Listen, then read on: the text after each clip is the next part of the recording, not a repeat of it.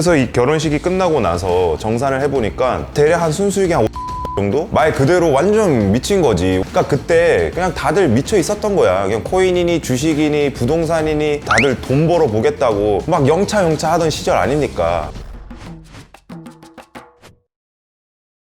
부동산 이야기를 좀 해보려고 하는데 요즘 부동산 개혁 이슈도 있고 시장이 아주 시끌시끌합니다. 보시는 분들은 네가 뭔데 부동산을 노네, 너 뭐 되냐 뭐 하실 수 있어요. 그래서 제 설명을 좀 하자면 임장 한번 나갔다 하면 하루 최대한 40km 정도? 마라톤 풀코스를 그냥 걸어 다닌 거죠. 전국에 있는 아파트란 아파트는 다 씹어 먹었어요. 그 결과 일단 무릎 수술을 하긴 됐지만 1년 만에 아파트 3채를 매수하면서 이 갭 투자로 꽤 쏠쏠한 재미도 봤습니다. 그럼 뭐 이 정도면은 부동산 이야기할 자격 충분하지 않나요? 아, 진짜 대표님 훌륭하셨네요. 아, 그러면 경제적 자유 이루셨겠는데요? 잠시만요, 피디님. 내가 이 컨텐츠를 맨정신으로 못 찍겠네.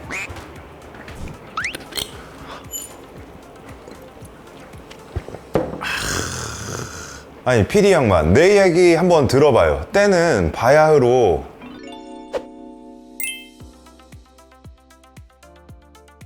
그때 2020년 다들 기억하시죠? 코로나였잖아요. 이 마스크 쓰고 어디 모이지도 못하던 그때 저 김태승 그때 장가를 갑니다. 대표님 늦게나마 결혼 축하드립니다. 아유, 결혼이 축하할 일이야?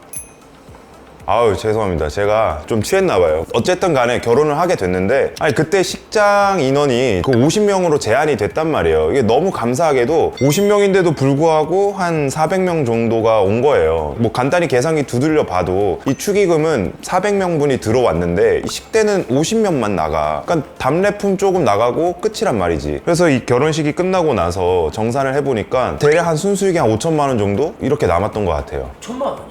완전 남는 장사였네요. 말 그대로 완전 미친 거지. 5천만 원이 적은 돈이 아니잖아요. 근데 그때 사회 분위기가 어땠어요? 그냥 가만히 있으면 벼락거지가 된다고 막 난리 칠 때란 말이야. 그래서 막 집값은 하루가 다르게 미친 듯이 오르고 투기에 엄청난 광기가 대한민국에 도사리고 있었던 거죠. 그러니까 그때 그냥 다들 미쳐 있었던 거야. 그냥 코인이니 주식이니 부동산이니 그때 또 뭐 알지도 못하는 NFT 뭐 같은 거 나와가지고 다들 돈 벌어 보겠다고 막 영차 하던 시절 아닙니까? 그래서 결심했죠. 축의금 5천만 원 들고 이 전국 팔도를 뛰기 시작합니다. 그래가지고 이 인도건 빌라부터 시작해서 포항 아파트, 구미 여기 1년 만에 3채를 갭 투자를 하고 수익도 꽤 쏠쏠하게 벌어서 배신은 하지 않구나 이 부동산은. 그러니까 인간 김태승이 드디어 인생 폈다. 드디어 내 인생에 빛이 나는구나. 난 이렇게 생각했다니까요. 근데 사람이요, 이 공짜 점심을 한번 맛을 보면은 그냥 눈이 그냥 돌아가 버려요. 이거 각 잡고 미친 듯이 파보면 이거 어떻게 될까? 그때부터 저는 그냥 투자자가 아니라 이제 광기에 도른 부동산 미친놈이 됩니다.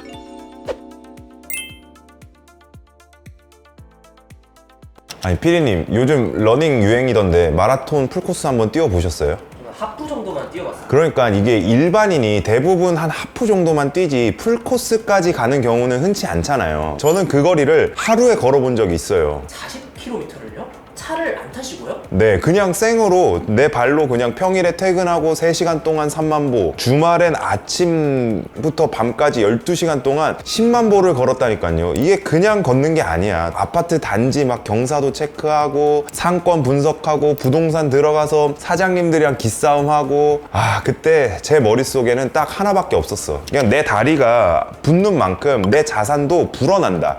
이런 말도 안 되는 미친 믿음 하나로 전국을 쑤시고 다닌 거죠. 근데 그렇게 몸을 굴렸으니 몸이 나만 압니까? 이 무릎이 너무 아파서 병원에 갔더니 의사 선생님이 그냥 연골이 다 돼서 수술을 해야 한다고 하더라고요. 그러니까 살다 내가 임장을 하다가 무릎이 나갈 줄이야. 그러니까 이게 영광의 상처라고 하기엔 좀 너무 무식했죠. 아니, 그래도 그때 경험이 에어비앤비 하실 때 도움이 되신 거 아니에요? 그러게요. 인생이 좀 아이러니하죠. 기가 막히게 도움이 되긴 하더라고요. 그러니까 그것 때문에 지금 먹고 사는 거죠. 정말 이 에어비앤비가 복덩이입니다.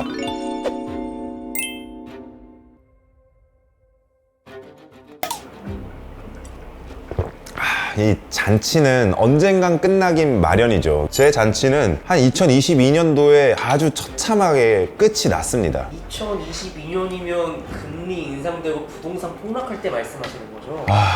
그쵸. 그러니까 역대급으로 하락장 직격탄을 그대로 쳐맞고 자고 일어나면 이제 헬모닝이 시작되는 거야. 이거 꿈을 꾸고 있는 건가 싶을 정도로 너무 이제 거품이 빠지고, 이 가장 무서운 게 뭔지 아세요? 그러니까 거래 절벽이에요. 이 팔고 싶어도 살 사람이 전혀 없어. 근데 이 엎친 데 덮친 격으로 전세 만기가 다가오는데 세입자가 나가겠대. 그럼 난 지금 돈이 없는데 그거 어떡해. 그때 전세 시세가 제가 샀을 때보다 한 1억이 더 떨어져 있었거든요. 근데 새 세입자를 구해도 1억을 내 생돈으로 메꿔줘야 되는데, 이거 아시잖아요 여러분, 역전세라는 이 상황을. 1억을 생돈으로 메꿔야 된다고? 아니, 1억이 있으셨어요? 아니 내가 어떻게 1억 있겠어, 직장인이. 뭐 당연히 없었죠. 그때 급하게 막 은행으로 뛰어가가지고 저랑 내 와이프 대출, 직장인 신용대출이죠, 뭐 그거 다 끌어모아도 한 7, 8천밖에 안 나오고 나머지 2, 3천은 어디서 진짜 구해야 돼요. 그러니까 피가 마른다는 게 이런 거구나 싶더라고요. 내 그때 지나친 과욕이 내 사랑하는 가족을 길거리에 남게 만들 수 있다라는 그 공포감, 그때 진짜 세입자분들한테 무릎 꿇고 진짜 읍소했어요. 제발 한 번만 살려주세요. 그러니까 2년 연장 제가 싸게 해드릴 테니까 살아주시면 안 되겠냐고. 그때부터 시간을 좀 벌어놓은 사이에 미친 듯이 부업을 파기 시작한 거예요. 스마트 스토어 위탁 판매, 그리고 지금 에어비앤비까지 부자가 되려고 한 게 아니라 그냥 내가 살고 싶어서. 내 가족 지켜야 되잖아. 이제 애들도 막 2명 태어났는데. 그렇게 시작한 게 내 부업 인생이 시작이 된 거죠.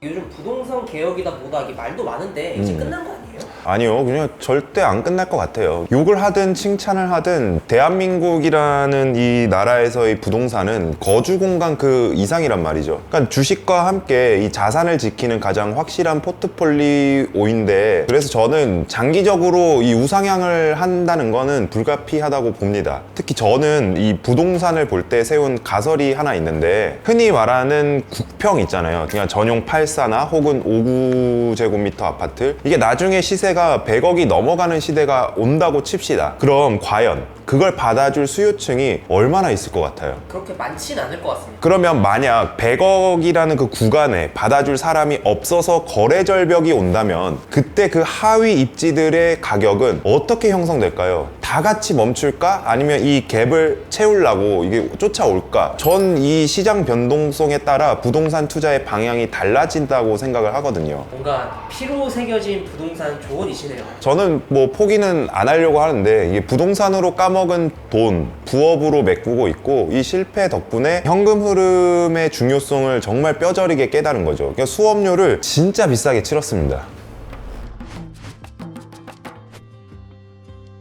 네, 대표님 이제 긴 이야기 해주셨는데 결국 대표님에게 그리고 대한민국에서 부동산이란 무엇일까요? 제가 뼈저리게 구르면서 내린 정의는 딱 하나인데, 직장인에게는 유일한 부의 사다리, 그리고 사업가에게는 이 불안전한 요소를 제거해주는 포트폴리오라고 생각하는데, 우리는 부정할 수가 없어요. 월급만으로는 정말 답이 아예 없습니다. 그래서 다들 사다리에 매달리는 거죠. 근데 그 사다리 준비 없이 올라가면 부러져요. 그게 무슨 사다리인 줄 알고. 그러니까 저는 썩은 사다리를 잡고 매달렸던 거지, 저처럼. 뼈가 되고 살이 되는 시간이었습니다.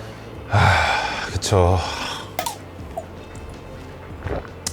너무 속이 상하지만 제 이야기를 잘 들으셨다면 구독과 좋아요 부탁드리겠습니다. 영상 시청해 주셔서 감사하고요. 다음 시간에 뵙겠습니다.